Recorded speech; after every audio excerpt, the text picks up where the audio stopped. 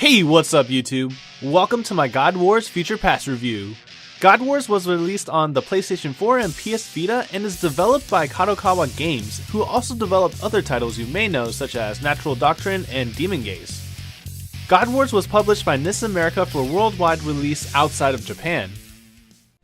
So this game caught my attention when it displayed mechanics and gameplay elements that were very similar to one of my most loved games, Final Fantasy Tactics. Once I started playing the game, it was obvious there were inspirations drawn from Tactics, but something wasn't quite right. I wasn't hooked on the game and there wasn't a thrill or much enjoyment with gameplay. I thought this was due to the fact that I was still in the beginning of the game and haven't reached the pinnacle yet. Then I beat the game, and unfortunately not much changed. I unlocked more classes, mastered more skills, but the gameplay was not where it should be. The formula is the same one used in Tactics, yet God Wars does not deliver the fun gameplay I would have hoped. The class system is one of the highlights of God Wars. Players have a wide variety of options available to customize their characters. A character's main class will determine their stat growth upon leveling. This allows players to turn even mages into warriors, although this wouldn't be optimal. Characters can also equip up to 3 passives which can be learned from any class. This adds even more ways to turn your characters into unstoppable gods. My only issue with classes were the redundant skills that overlapped each other too frequently. I understand that there has to be a climb where you unlock weaker spells before you get stronger spells, but there was just way too many skills in other trees that did the same thing, but maybe with a higher percent.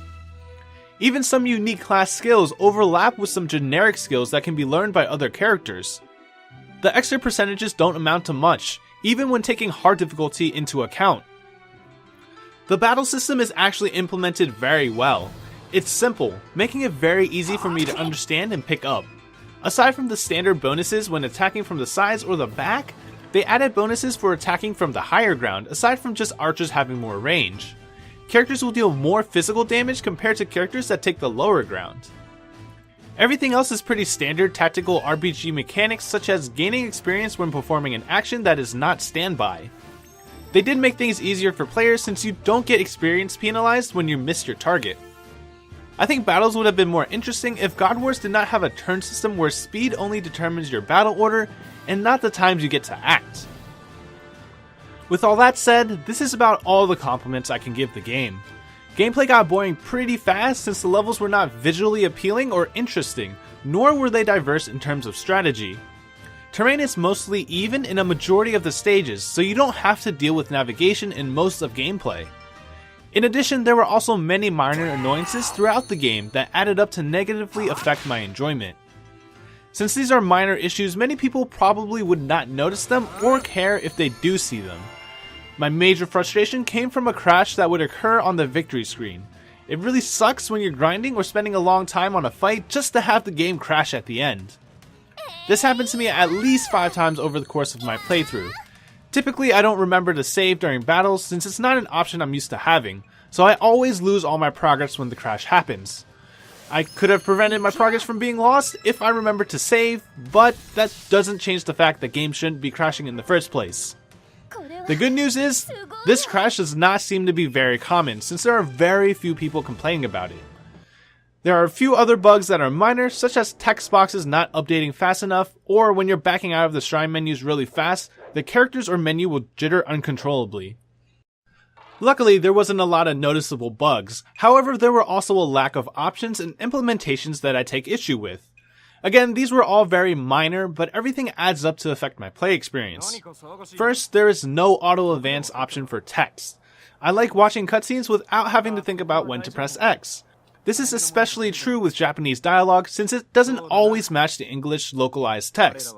There was more than one occasion where there were long pauses between words or sentences and I missed some dialogue because I thought it was over.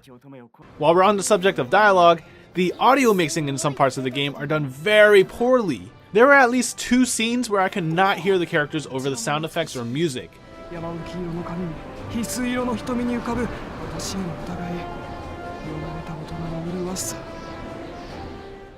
Animated cutscenes were also not subtitled, so I had to go back and watch the dub to get a better understanding of what was being said. Fortunately, only a small percentage of people typically listen to Japanese audio. On the bright side, they did have an option to turn off battle animations, which greatly speeds up battles, and I'm very grateful for that. Normal battles can take up to 30 minutes with animations, and turning them off let me complete it in less than half the time. Now about the story. The story was not interesting to me as I could not relate to the characters since I have zero interest in Japanese mythology, legends, or folklore, nor do I have any knowledge of it. I liked how the game borrowed a lot, if not all of its story elements from Japanese tales, from characters to settings and even the items, but God Wars just didn't make it interesting. Character development became very uneven as more characters joined. Some character relationships seem incomplete as you would learn a bit about their past, but nothing really comes out of it. New characters would get more lines of dialogue as characters that joined in the beginning of the game would get fewer, except for a select few. The story itself is very simplistic and drags on. The main character searching for her mother travels to different areas to find out where she went. The events usually go like this. The person you think knows where the mother went doesn't actually know where she went, so you go to the next person, and this repeats for half the game. This is kind of like Peach is in another castle scenario, but with the journey in Mario being much more interesting. None of the story twists were very interesting, and the antagonist goals were briefly gone over, but their motivation was never really explained in detail. I also can't really say much about the music of the game. The soundtrack is okay. The music fits the style and setting of the game very nicely, but it's not a style that I'm particularly fond of. But I do have a few favorite soundtracks, such as the boss music or Momotaro's theme. Graphics are also nothing to brag about. Seeing as how this was released on the PS Vita as well, those constraints had to be accounted for in the PS4 version. Human characters look like they were trying to make chibi characters, but didn't quite go all the way, resulting in characters that aren't as cute as chibis, but also not as detailed as real characters models could be. In addition, skills were not very fun to watch, as animations were also very simple and boring. Overall, God Wars Future Past was not the game I was hoping it would be. This might be due to timing since it was released during a year where a lot of high-profile JRPGs like Persona 5, Final Fantasy XII, or Tales of Berseria are being released. However, that doesn't change the fact that gameplay was stale and the story was boring. There are tons of classes and tons of skills, but none of them were really all that fun to play during the main story. The skills were not diverse enough as a lot of them overlapped each other since they had the same effect. I didn't unlock any of the stronger and more interesting classes until well after I completed the game and all the side quests. At that point, there was really no reason to continue playing since there was no content left. This was on hard difficulty as well.